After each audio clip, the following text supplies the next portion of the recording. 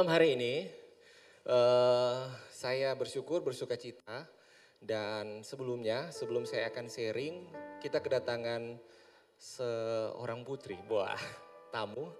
Bukan tamu tempatnya sih, dia keluarganya, orang tuanya dia juga berjemaat di tempat ini. Hari Jumat kemarin ada pemilihan yang namanya Putri Indonesia Chapter Sulawesi Tengah. Dan puji Tuhan yang terpilih jadi Putri Indonesia Sulawesi Tengah itu anak Tuhan, lahir di sini, orang tuanya berjemaat di sini. Saya mengundang Daniela Aquila sebagai Putri Indonesia Sulawesi Tengah untuk memberikan kesaksian.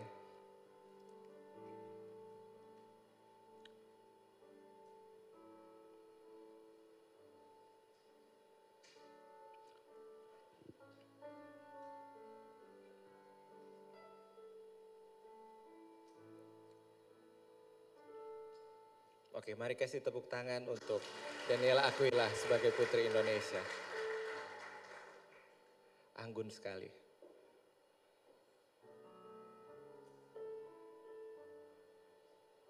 Silakan. Shalom, selamat malam. Kurang semangat, ayo shalom. Oke, ini langsung kesaksian atau Q&A? Asik. Oke. Di sini sebenarnya jujur lebih tegang ya daripada waktu pemilihan. Selamat malam Ibu. Biasanya panggil tante. Oke, jadi sebenarnya mau sharing aja. Ini sebenarnya mimpi saya dari kecil dan mimpi orang tua saya juga. Waktu kecil dulu saya sadar kalau ini cuma mimpi, tapi ternyata iman itu muncul dari mimpi.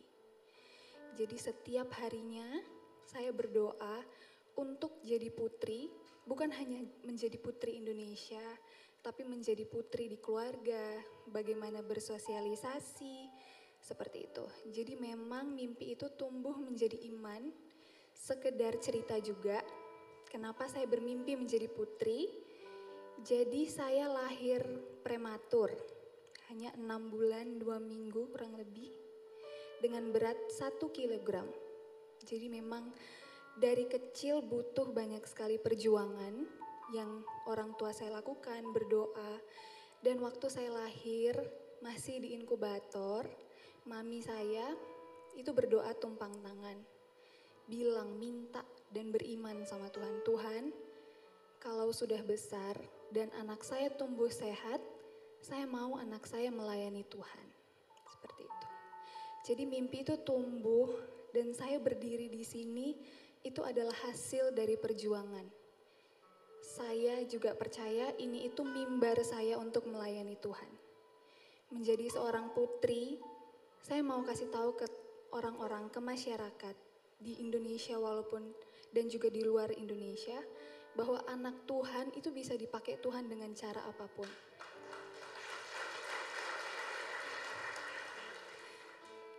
Saya berdiri di sini juga suatu keajaiban, mujizat, gitu. Karena memang cukup berat perjuangannya untuk mengikuti Putri Indonesia, tapi saya percaya kalau kita menanam mimpi itu dari dulu, dari kecil, dan kita yakini apapun itu bisa terjadi. Dan itu terjadi sama saya, mulai dari saya lahir, sekolah, punya teman, dan berhasil, puji Tuhannya, menjadi Putri Indonesia Sulawesi Tengah tahun 2023. Itu salah satu hal yang, saya bersyukur sekali. Dan memang saya juga masih muda ya. Jadi waktu malam final itu sangat-sangat takut, tegang sekali. Sampai saya akhirnya memutuskan untuk chat atau telepon mami papi. Di situ saya ngomong, Mi, Pi, saya takut. Takut untuk gagal, takut untuk mengecewakan. Karena pada saat itu saya masih mengandalkan diri saya sendiri dan manusia. Tapi semua itu, ya puji Tuhannya banyak support dan doa-doa juga. Waktu di belakang panggung, tiba-tiba saya berdoa. Saya bilang, Tuhan, ini Tuhan tahu isi hati saya. Ini mimpi saya dari kecil. Saya mau pakai platform Putri Indonesia ini itu untuk menjadi mimbar saya, untuk mau melayani Tuhan. Jadi saya maju hari ini bukan untuk kesombongan, bukan untuk keinginan pribadi, tetapi hanya untuk melayani Tuhan. Jadi biarlah kata-kata yang keluar dari dalam hati saya itu adalah dari Tuhan, semuanya. Biar Tuhan tahu kalau saya, jemaat juga di sini tahu bahwa Tuhan itu bisa pakai kita dengan cara apapun. Tidak ada yang mustahil. Saya juga bergereja di sini, kekeluargaannya, jemaatnya semuanya saling support. Terima kasih banyak untuk doa dan supportnya. Semoga cerita ini bisa, kesaksian ini bisa menguatkan kita semua. Kalau tidak ada salahnya bermimpi. Mungkin ragu, mungkin takut, tapi di sini saya mau ngomong kalau jadikanlah keraguan itu kepastian untuk kita maju, untuk kita beriman. Karena Tuhan itu ada dan mujizat itu muncul di saat kita membutuhkannya. Jadi ya itu pesannya, semoga kita semua bisa selalu melayani Tuhan di mimbarnya masing-masing. Saya percaya Tuhan pakai kita dengan cara yang berbeda, tetapi hanya untuk satu tujuan, yaitu melayani Tuhan Yesus. Terima kasih. Cek, oke. Luar biasa sekali Kak Joy, bangga sama Audi. Ada yang mau Q&A ya, mungkin tadi Audi bilang. Audi, sampai di titik ini, perjuangan apa sih yang paling berat menurut Audi sampai di titik Putri Indonesia Sulawesi Tengah? Tentu itu hasilnya, tapi kita tidak tahu perjuangan di belakangnya. Mungkin ada air mata atau ada apa, Audi bisa cerita sedikit. Sangat banyak air mata sebenarnya. Ini dari kecil, ini sedikit intermezzo ya. Dari kecil saya selalu marah kalau saya mau naik sepeda, itu mami saya selalu pakaikan alat yang lengkap, dari helm, semua perlengkapan. Jadi tidak enak ya naik sepedanya. Saya mau berenang siang-siang tidak boleh, naik motor tidak boleh. Dulu marah, kenapa sih kok saya ini selalu dibatasi untuk mau ngapa-ngapain. Alasannya cuma satu, simple, mami cuma ngomong. Mami tidak mau anaknya luka, nanti bekasnya kelihatan kalau besar.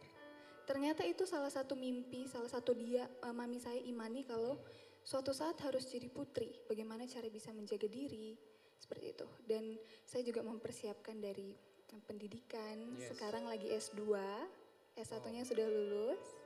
Dan banyak sekali proses yang memang menyakitkan.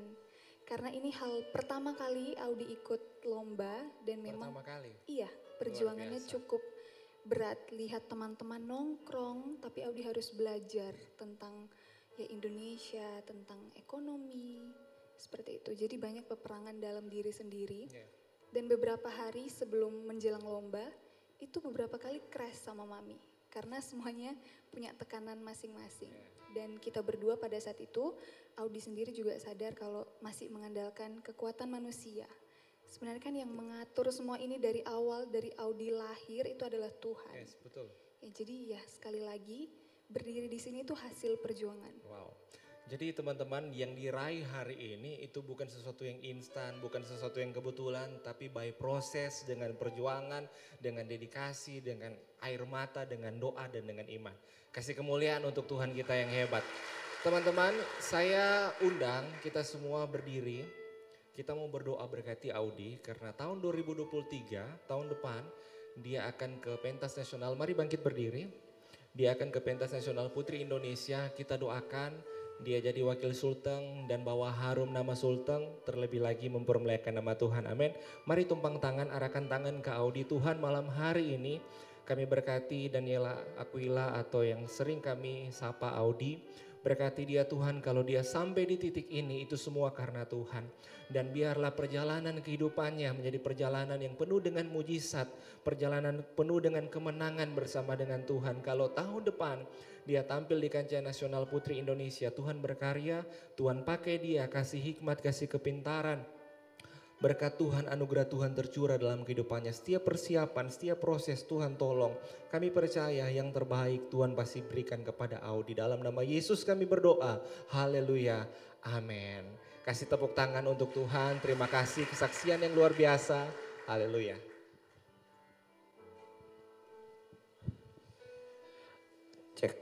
Kayaknya ada satu tadi pertanyaannya, cuman saya yang jawab. Cowok-cowok di sini kayaknya antusias sekali. Saya mau tanya. Pasti ada yang bertanya tuh, so ada cowoknya tidak dia itu. Maminya titip, dia mau konsentrasi untuk Putri Indonesia. Jadi tidak ada waktu untuk itu. Tapi yang jomblo-jomblo berdoa, minta sama Tuhan. Mulai dari mimpi, mulai dari iman, Tuhan pasti kasih yang terbaik. Amin jomblo. Malam hari ini saya akan sharing sebuah kebenaran firman Tuhan. Saya tidak sharing tentang tema Natal karena saya percaya saudara pasti kenyang dengan tema Natal bulan ini. Tapi saya ingin mengajak kita merenungkan tentang sebuah tema yaitu mengakhiri dengan baik atau finishing well. Kita sudah berada di penghujung tahun 2022. Sebentar lagi kita akan masuk tahun 2023. Kalau kita mau flashback ke belakang, tahun 2021 sebelum masuk tahun 2022, tentu kita sudah punya doa, sudah punya harapan, atau mungkin kita bahkan menuliskannya di secari kertas, resolusi tahun 2023. Ada banyak dari kita mungkin ingin memulai satu hal yang baru. Tadi mungkin jomblo 2021 berdoa, ternyata 2022 Tuhan pertemukan. Menikah, mulai sebuah bahtera rumah tangga yang baru. Atau mungkin saudara juga memulai sebuah karir yang baru, mulai sebuah bisnis yang baru, memulai sebuah pekerjaan yang baru. Kita memulainya sepanjang tahun 2022 ini. Tapi pertanyaannya, apa yang kita mulai, baik dari tahun kemarin, sepanjang tahun ini, atau sepanjang kehidupan kita, sampai di titik ini, sampai di hari ini, kira-kiranya hasilnya seperti apa? Apakah kita sampai di titik ini mengakhiri dengan baik, atau justru mungkin kita sedang tidak baik-baik saja keadaannya? Nah, saudara, tadi kesaksian dari Daniela atau Audi bahwa di titik yang dia raih hari ini itu adalah perjuangan yang panjang. Ada suka dukanya, ada mungkin gagalnya. Tapi kalau bisa berhasil itu karena Tuhan. Nah, saudara, dalam kehidupan ini, dalam segala aspek, kita banyak memulai satu hal yang baru. Dan kadangkala sebuah fakta bahwa seringkali apa yang kita mulai bisa berpotensi untuk gagal sehingga itu tidak dapat selesai dengan baik. Pengkhotbah pasal 7 ayat yang ke-8 bilang begini, akhir suatu hal lebih baik daripada awalnya. Panjang sabar lebih baik daripada tinggi hati. Jadi buat pengkhotbah bilang memulai sesuatu itu baik. Tapi jauh lebih penting bukan hanya memulai dan menjalaninya, tetapi dapat mengakhirinya dengan baik. Bahwa dapat mengakhiri dengan baik itu pun suatu berkat, suatu anugerah Tuhan. Karena tidak banyak orang yang bisa mengakhiri dengan baik. Banyak orang bisa berumah tangga, tapi sedikit orang yang bisa mempertahankan rumah tangganya. Ada kurang lebih 32 ya tim di Piala Dunia. Tapi hari ini hanya 4 tim yang akan bertanding merebutkan final.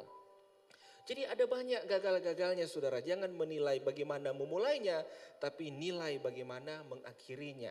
Saudara, Inggris ketika lawan Iran dia menang besar 6-2 saudara. Wah, pelatihnya bilang harusnya bisa lebih besar dari ini. Tapi berapa jam yang lalu Roy Keane dan kawan-kawan tertunduk saudara. Menyesal karena kalah 2-1 dari juara bertahan Prancis.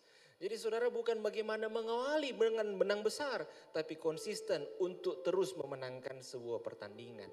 Seorang pengusaha asal China, dia punya perusahaan yang begitu besar, Xu Jiayin. Dia punya perusahaan namanya Evergrande. Kalau saudara dengar Evergrande tahun 2017, tahun 2018, itu perusahaan yang punya nilai amat mahal, amat besar.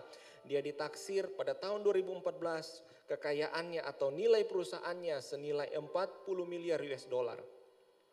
Kemudian bisnisnya berkembang saudara, bukan cuma dari real estate, bukan cuma dari properti sampai ke klub sepak bola, air minum, kesehatan, film, pabrik mobil, dia produksi saudara.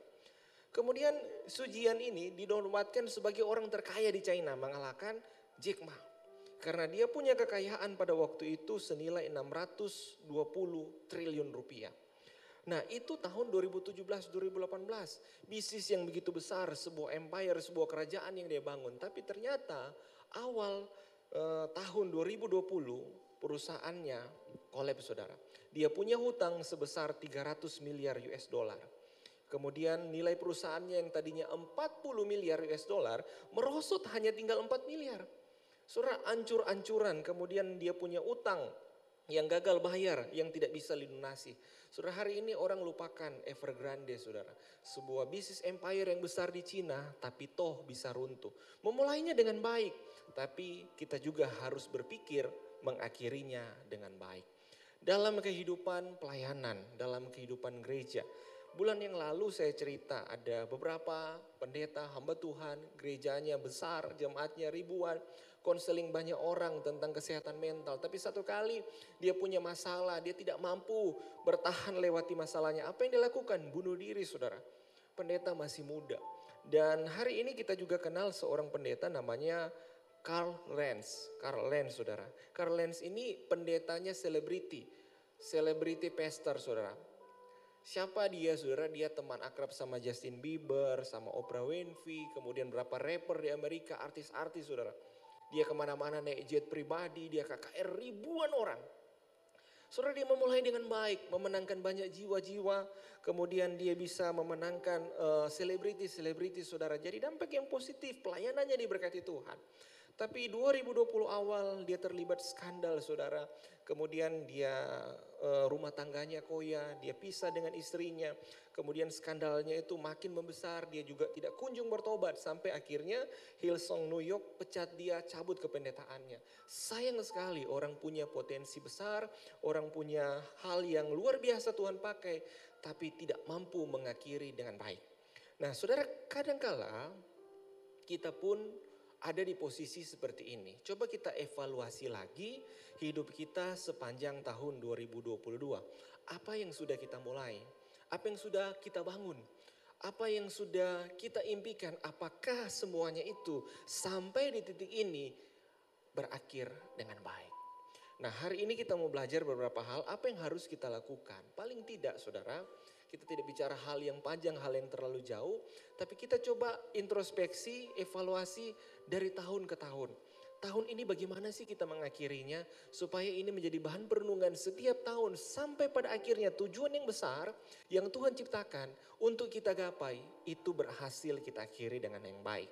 Saudara, yang pertama untuk mengakhiri tahun ini dengan baik yaitu tinggalkan setiap kesalahan dan setiap kegagalan. Amsal 24 ayat 16 bilang begini. Sebab 7 kali orang benar jatuh, namun ia bangun kembali. Tetapi orang fasik akan roboh dalam bencana. Saudara, apa yang membedakan orang benar dan orang fasik? Orang benar pun punya potensi untuk jatuh. Orang yang hidupnya benar, hidup takut akan Tuhan bukan berarti dia berjalan di jalan tol yang tidak punya hambatan. Tapi orang yang benar sekalipun, dia akan tetap struggle dengan pergumulan. Dia tetap akan jatuh bangun dalam hidupannya. Dia tetap akan berjuang menghadapi hari-harinya. Dan mungkin bisa saja dia gagal, bisa saja dia jatuh. Tetapi seberapa banyak dia jatuh, dia pasti akan bangkit kembali. Orang fasik, dia tidak kenal yang namanya jatuh bangun. Buat dia posisi di bawah ketika jatuh dan posisi ketika dia bangkit tidak ada bedanya. Karena dia hidup di dalam kefasikannya, dia hidup di dalam kejahatannya. Saudara, tahun ini saya tidak tahu apa kondisi saudara. Kegagalan apa yang saudara hadapi. Mungkin saudara menatap saya dan berkata tahun ini saya banyak gagal dalam banyak hal. Ekonomi terasa gagal, ini tahun yang berat. Tahun dengan ekonomi yang betul-betul ancur-ancuran. Yang penuh dengan badai besar. Saya gagal mungkin dalam kehidupan rumah tangga. Saya lagi jatuh, saya lagi bergumul untuk kehidupan rumah tangga saya yang sudah di ujung tanduk. Atau mungkin kau berkata, saya gagal sebagai seorang pribadi yang percaya kepada Yesus. Saya hari-hari ini sedang meragukan pribadinya. Atau mungkin kau merasa sudah banyak kesalahan yang kau buat. Engkau sudah mungkin mengecewakan orang tua. Engkau mungkin sudah mengecewakan orang-orang di sekitarmu.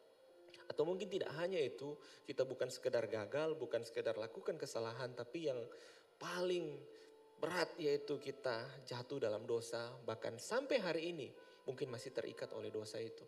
Kemudian kita berpikir bagaimana caranya untuk kita bebas, untuk kita keluar, untuk kita lepas dari semua kegagalan, dari semua keterikatan itu. Firman Tuhan bilang begini, bukan berapa kali saudara dikatakan dalam Amsal, berapa kali kita jatuh. Tapi seberapa sering, seberapa mampu kita untuk bangkit kembali. Biarlah momentum di penghujung tahun ini mau mengingatkan kita, iya kemarin kita gagal. Ya kita pernah buat kesalahan. Ya kita mungkin masih struggle dalam dosa. Tapi ada satu hal yang ingin kita bangun hari ini. Sebuah komitmen yang baru. Sebuah tujuan yang baru bahwa saya ingin memulai kembali. Karena kalau hari ini saya masih hidup. Itu berarti masih ada sebuah kesempatan untuk saya memulainya kembali. Saudara, mungkin kita tidak bisa merubah awalnya. Karena itu sudah berlalu. Tapi hari ini kita punya kesempatan untuk menentukan. Kita akan akhiri seperti apa yang kita jalani hari ini. Saudara, waktu babak penyisihan grup Piala Dunia, saya dukung Argentina. Dan apa yang terjadi? Pertandingan pertama lawan Arab Saudi. Argentina kalah, saudara. Argentina kalah. Waktu Argentina kalah, meme-memenya Messi kayak begini. Semua bully-bulian. Yang pasang bendera depan rumah. Aduh, mau kasih turun tidak ya? Kasih turun tidak ya? Lawan Arab kita kalah. Saudara, tapi jangan nilai awal. Jangan nilai awalnya, bisa jadi awalnya kita kalah. Tapi tadi malam Amerika kirim Belanda pulang. Mohon maaf fans Belanda, tidak ada maksud apa-apa, cuman ini relate dengan khotbah malam hari ini. Jadi Argentina kirim Belanda pulang. Ekspresi beda dong, beda dong. Beda dong. Saya mau bilang begini saudara, ada sebuah quote yang saya buat. Tidak perlu malu ketika gagal. 1 kali gagal. 2 kali gagal, 7 kali sekalipun engkau gagal, tidak perlu malu. Kapan kalau malu? Kalau gagal tidak bisa bangkit, itu baru malu. Mohon maaf juga, fotonya itu cuma ilustrasi. Terlalu kentara ya. Saudara, tadi malam bro di belakang itu pulang saudara. Dia tegar sekali waktu jalan di tengah lapangan. Tapi pas sampai di lorong pica juga dia menangis. Jadi momennya asik sekali untuk pakai bikin quote malam hari ini. Bukan berapa kali kita jatuh, bukan berapa kali kita gagal. Tapi persoalannya seberapa mampu kita untuk bangkit kembali. Nah saudara, dalam hidup ini hal yang paling bijak itu begini. Kalau kita bisa belajar dari kegagalan orang lain, itu bijak. Tapi bodoh kalau kita tidak mau belajar dari kesalahan diri sendiri. Nah seringkali kita ini sudah gagal. Tapi kita seringkali punya teori banyak pembenaran. Saya gagal karena ini, saya jatuh karena itu, gara-gara dia, gara-gara si anu, gara-gara si ini, gara-gara si itu. Tapi kalau kita sudah jatuh, sudah gagal, cukup akui saja, Tuhan saya salah. Tuhan saya tidak mampu, Tuhan saya tidak bisa, tolong saya. Jadi ketika kita sedang berada di dalam posisi tidak mampu, jangan sok kuat, sok keras. Angkat tangan sama Tuhan. Tuhan saya tidak mampu. Saya tidak kuat, saya butuh Tuhan untuk menjalani proses ini. Saudara, di akhir tahun dia seorang buat resolusi, saya kasih bagi 2. Seringkali orang buat resolusinya begini, tahun depan saya mau karir lebih bagus, bisnis lebih bagus, keluarga diberkati, punya mobil baru, punya rumah baru, ketemu jodoh, itu baik. Bahkan setiap doa kita kan pasti akan berdoa, berkati saya, berkati keluarga aku, berkati orang tua aku, berkati kuliahku, berkati pekerjaanku. Semua aspek kalau kita mau simpulkan itu berbicara tentang kehidupan jasmani. Tapi pernah enggak di titik ini saudara berpikir begini, bahwa Tuhan saya rindu tahun 2023 saya jadi pribadi yang sabar. Tuhan saya rindu tahun 2023 saya yang tadinya sering pikiran kotor Tuhan, saya hidup lebih kudus. Ada enggak dari kita punya kerinduan, Tuhan saya mau tahun 2023 saya tidak kuncudu lagi tapi saya jadi pribadi yang murah hati. Saudara, sering kali yang kita minta kebutuhan jasmani enggak apa-apa, baik, enggak salah saudara minta. Tapi jangan lupa ada perkara-perkara rohani yang harusnya juga kita pikirkan. Karena kehidupan ini bukan tentang kita di dunia, tapi satu saat kita akan kembali kepada Tuhan. Dan kehidupan rohani apa yang ada dalam diri kita lah yang menentukan mahkota, bukan keselamatan. Keselamatan itu pasti dalam Yesus Kristus Tuhan. Jadi saudara, hari ini jangan biarkan semua yang buruk, kepahitan, kenajisan, semua yang melukaimu, engkau bawa masuk ke tahun 2023, jangan taruh di tempat ini, tinggalkan di gereja ini. Dan minta sama Tuhan, kasih saya hati yang baru, kasih saya pikiran yang baru, baharui saya mau hidup baru di dalam Tuhan. Tema Natal tahun 2022 ini, Tuhan memperbaharui jalan hidupku. Itu hampir semua gereja khotbahkan. Jangan biarkan momen akhir tahun ini berlalu tanpa saudara berubah ke arah yang lebih baik. Amin saudara. Itu yang pertama saudara. Yang kedua, kita juga harus bukan cuma belajar melepaskan semua kegagalan, kesalahan, dosa di belakang. Tapi di titik ini kita harus belajar mengucap syukur dalam segala hal. 1 Tesalonika 5 ayat 18 bilang begini, mengucap syukurlah dalam segala hal, sebab itulah yang dikehendaki Allah di dalam Kristus Yesus bagi kamu. Saudara, kenapa saya bilang kita harus belajar mengucap syukur dalam segala hal? Ini hal yang basic, ini hal yang sederhana.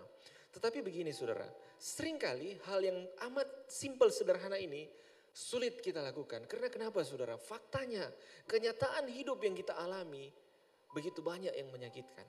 Fakta kehidupan yang kita jalani, begitu banyak hal-hal yang pahit, yang hinggap dalam kehidupan kita. Faktanya hidup yang kita jalani itu berat, penuh dengan perjuangan. Seringkali kita gagal, seringkali kita kecewa, seringkali akan kita kalah. Dan di atas itu semua, sulit untuk kita bersyukur. Yang lebih realistis mungkin kita bersungut-sungut. Kalau kita mau hitung dari Januari sampai Desember, banyak mana saudara bersyukur atau bersungut-sungut.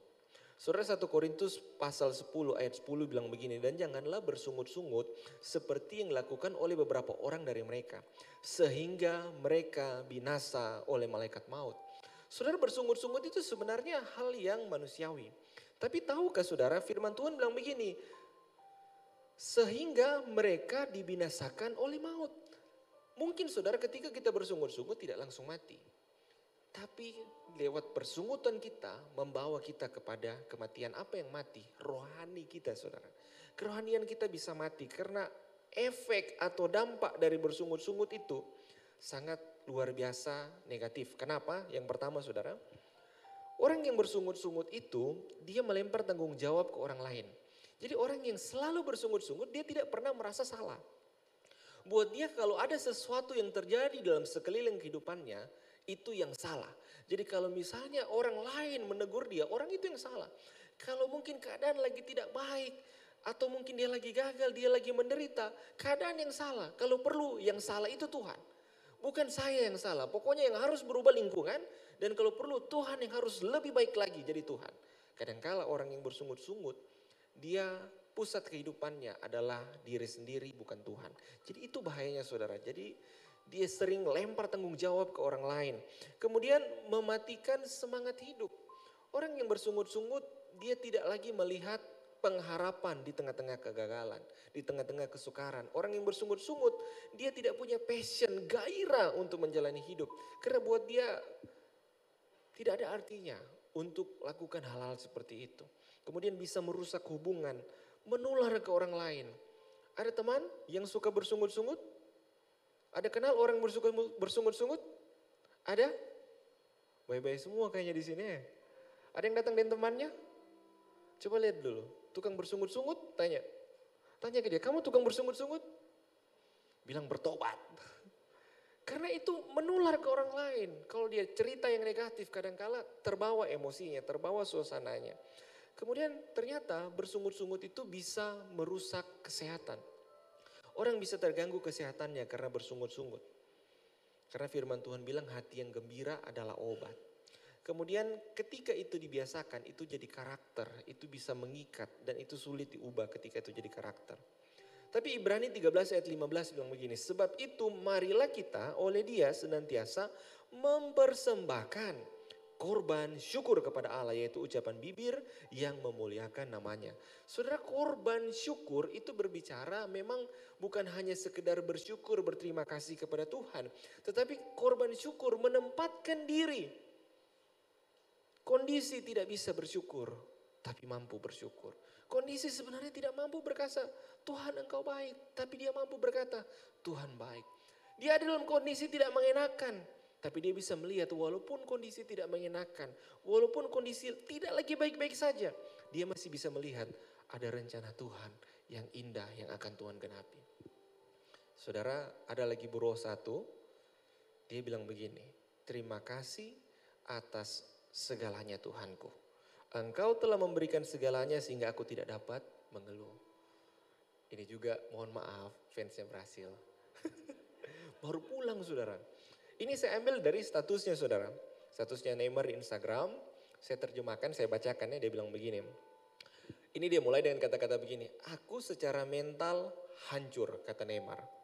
Terus dia bilang ini pasti kekalahan yang paling menyakiti saya. Membuat saya lumpuh selama 10 menit ke depan. Kemudian saya lompat ya.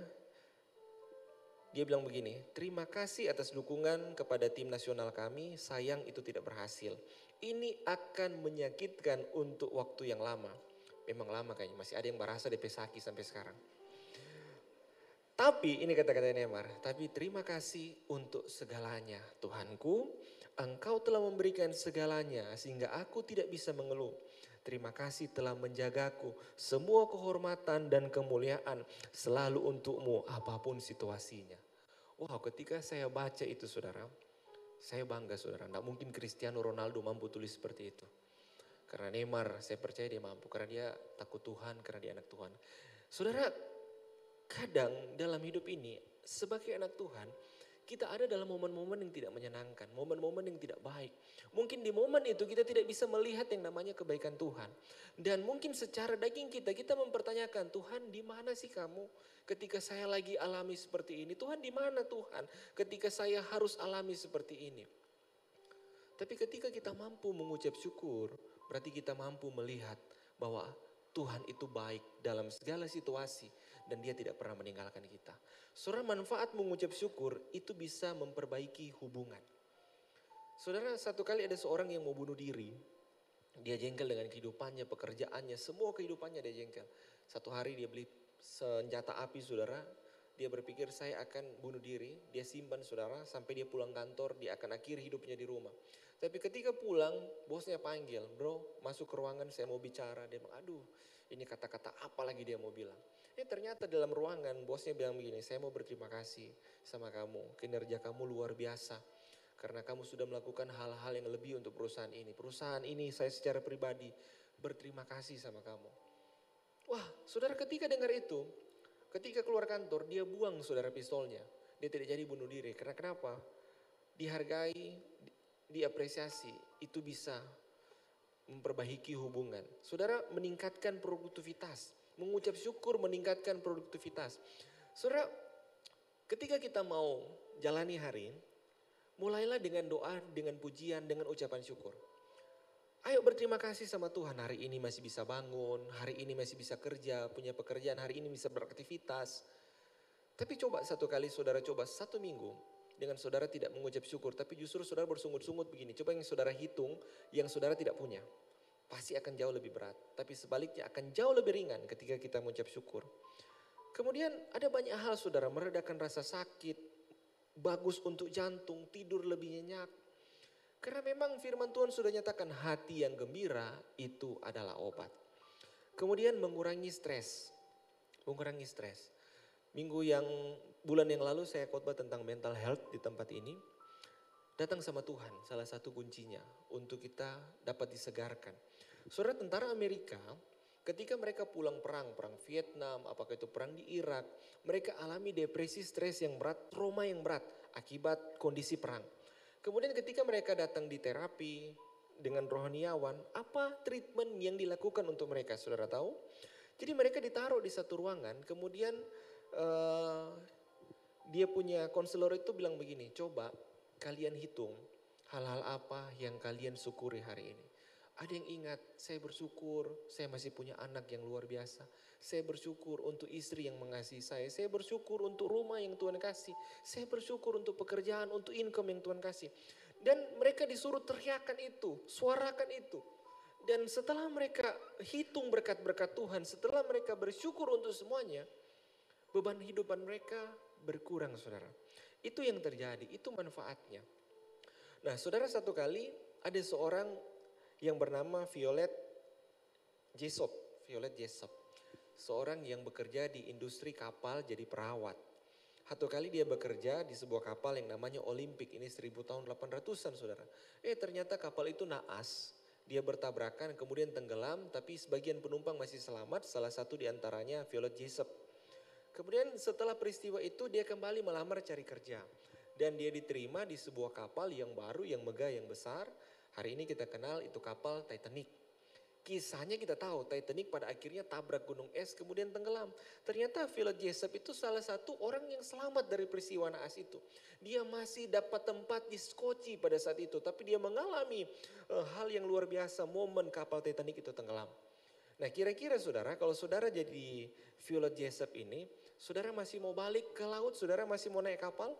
Pasti trauma saudara.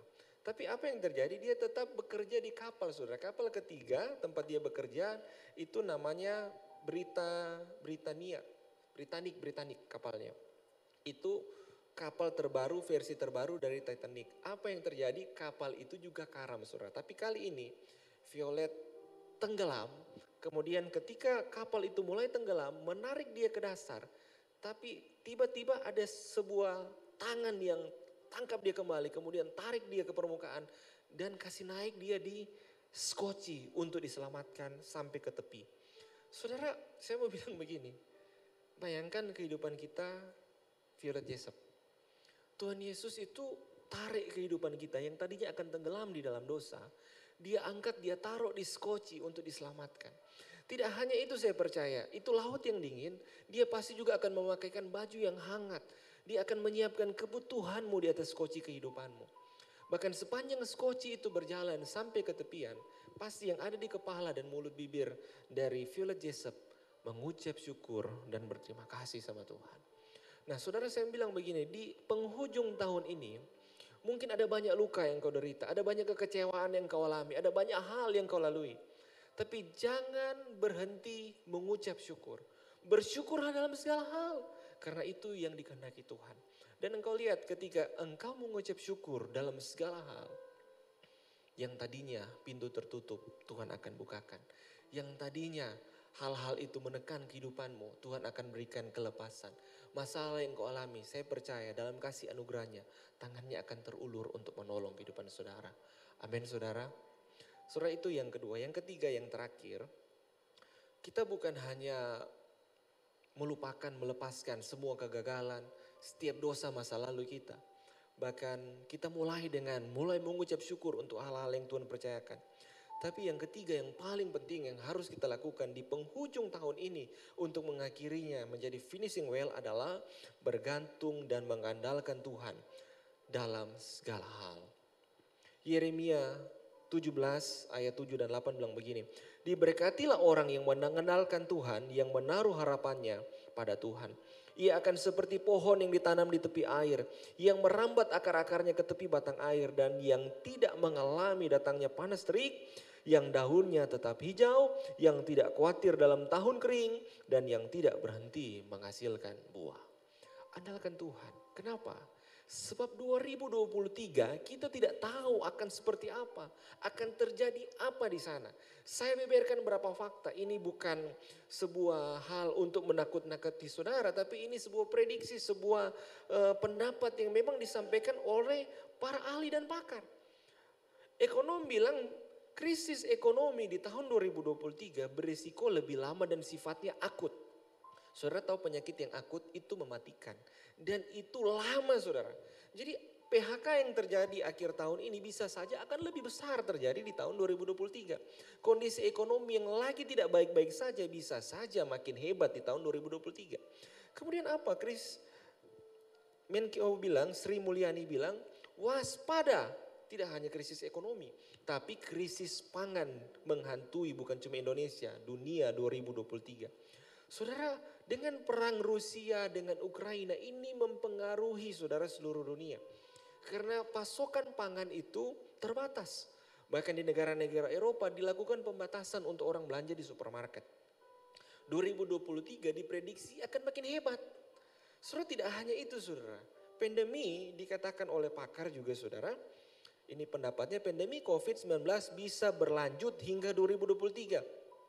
Tidak bisa andalkan vaksin, jadi tidak ada gunanya. Dulu dibilang setelah vaksin kita sudah bebas dari namanya COVID. Tapi 2023 masih ada bayang-bayang itu menghantui lagi. Bisa jadi dia makin hebat, bisa jadi mungkin dia bermutasi segala macam. Jadi mungkin tidak baik-baik saja juga kita di dalam kondisi kesehatan. Tambah lagi kondisi politik global. Perang Ukraina sama Rusia bisa saja melebar. Orang bilang bisa jadi perang dunia ketiga. Kenapa? Ketika negara-negara sekitar yang tergabung dalam NATO, ketika itu juga diinvasi sama Rusia, pasti NATO tidak tinggal diam. Akan ada upaya balasan. Dan ini bisa jadi trigger perang dunia.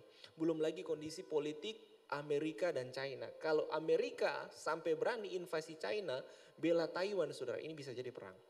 Ini fakta, bukan rekayasa, bukan saya buat-buat, ini berita yang memang ada. Kita tidak tahu kondisinya akan sehebat apa, akan bagaimana tahun 2023. Pak Jokowi bilang gelap. Dan yang paling buat saya aware, khawatir ketika baca ini saudara.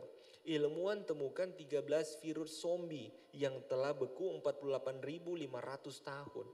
Saudara cuma corona kecil yang orang tidak lihat. 3 tahun kita hampir lumpuh saudara. Belum lagi ini. Dia bawa teman-temannya 13 virus zombie saudara. Kalau ini sampai tersebar, saya tidak tahu mungkin akhir dari dunia ini. Ini fakta, ini kenyataan, ini potensi yang bisa terjadi. Pertanyaannya begini, apa yang mau saudara andalkan untuk masuk tahun 2023 dengan kenyataan yang begitu amat luar biasa, kemungkinannya kita kalah, kemungkinannya kita terkapar, kemungkinannya kita tidak bisa survive lewati itu. Apa yang kita andalkan? Saudara mungkin berpikir, saya punya tabungan Pak, deposito. Saudara lihat hari-hari ini bank-bank bisa saja kolaps. Orang yang invest kripto hari ini hancur. Yang invest NFT hancur-hancuran harganya saudara. Saudara mungkin bilang, Pak orang tua saya masih kaya, dia punya jabatan. Iya, 2023 menjelang 2024 tahun panas saudara, tahun politik. Apa yang kita mau andalkan? Saya punya banyak warisan. Saya bersyukur kalau saudara punya itu semua. Tapi saya sedih kalau saudara menggantungkan harapan kepada hal itu semua. Gantungkan harapan sama Tuhan. Kenapa? Baca baik-baik itu ayat tadi. Kenapa kita mengandalkan Tuhan? Yeremia bilang begini, diberkatilah orang yang mengandalkan Tuhan. Kalau saudara baca ayat selanjutnya, terkutuklah orang yang mengandalkan selain daripada Tuhan. Jadi ketika kita mengandalkan Tuhan, kita sedang memposisikan kita berada di dalam berkat Tuhan. Jadi orang yang mengandalkan Tuhan pasti diberkati. Itu kata firman Tuhan. Kemudian tidak hanya itu. Tuhan bilang apa? Orang yang mengandalkan Tuhan menaruh harapannya pada Tuhan. Ia seperti ditanam di pohon tepi air. Yang merambat akar-akarnya ke tepi batang air. Yang tidak mengalami datangnya panas terik. Yang daunnya tetap hijau. Yang tidak khawatir dalam tahun kering. Yang tidak berhenti menghasilkan buah. Walau bumi itu bergoncang. Gunung-gunung beranjak, langit runtuh sekalipun. Ketika kita bergantung, mengandalkan Tuhan. Saudara pasti lihat pembelaan Tuhan, yang percaya katakan amin. Hari ini kalau mungkin engkau sedang khawatir. Saya khawatir 2023 seperti apa. Kondisi saya sedang tidak baik-baik saja. Pesan saya, andalkan Tuhan. Dia Tuhan yang berkuasa.